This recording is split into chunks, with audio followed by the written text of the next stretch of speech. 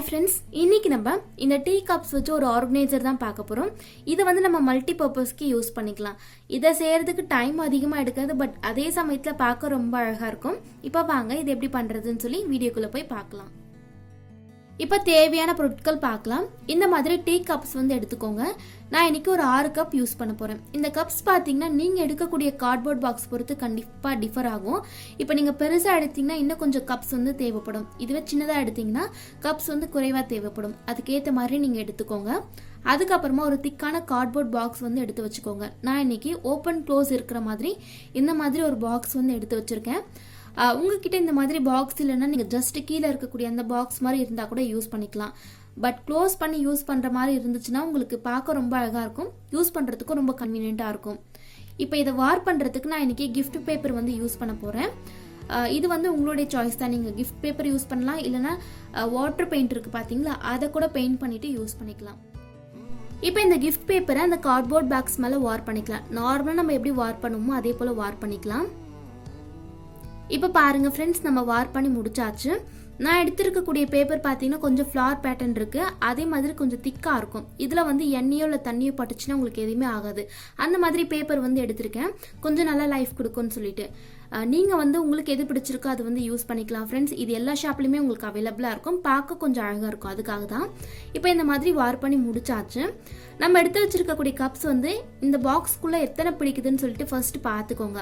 இதில் பார்த்தீங்கன்னா ஒரு 6 கப் போல் வந்து கரெக்டாக அரேஞ்ச் ஆகுது. நீங்கள் இதை விட கொஞ்சம் பெரிய கார்ட்போர்ட் பாக்ஸ் எடுத்தீங்கன்னா இன்னும் கொஞ்சம் கப்ஸ் கூட வச்சு அரேஞ்ச் பண்ணிக்கலாம். இதில் பார்த்தீங்கன்னா இந்த மாதிரி 6 கப்ஸ் வந்து உள்ளே அடங்குது. நீங்கள் இந்த மாதிரி அரேஞ்ச் பண்ணும்போது ரொம்ப கிட்ட வச்சு அரேஞ்ச் பண்ணாதீங்க, கொஞ்சம் கேப் விட்டுக்கோங்க. அப்போ தான் ஒரு பொருள் நம்ம அதில் போட்டு வச்சா கூட எதுவுமே மிக்ஸ் ஆகாமல் கரெக்டாக இருக்கும். இப்போ இதை வந்து க்ளூ போட்டு ஒட்டிக்கலாம். கீழே வந்து கொஞ்சமாக க்ளூ போட்டு நம்ம எப்படி அரேஞ்ச் பண்ணுமோ அதே மாதிரி ஒட்டிக்கோங்க.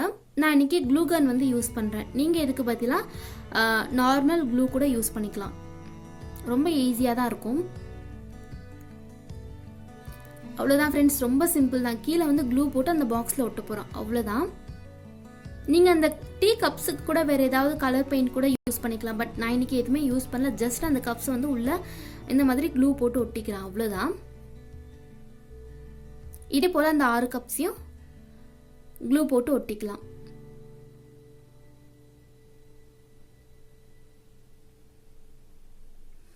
இப்போ ரெண்டாவது நீங்கள் ஒட்டும் போது நல்லா கேப் விட்டு ஒட்டிக்கோங்க. அப்போ தான் இந்த பாக்ஸில் போட்டிருக்க எந்த திங்ஸாக இருந்தாலுமே அதில் வந்து மிக்ஸ் ஆகாமல் உங்களுக்கு கரெக்டாக இருக்கும், எடுத்து யூஸ் பண்ணுறதுக்கு கரெக்டாக இருக்கும். இப்போ எல்லாமே வந்து ஒட்டி முடிச்சுட்டு பார்க்கலாம்.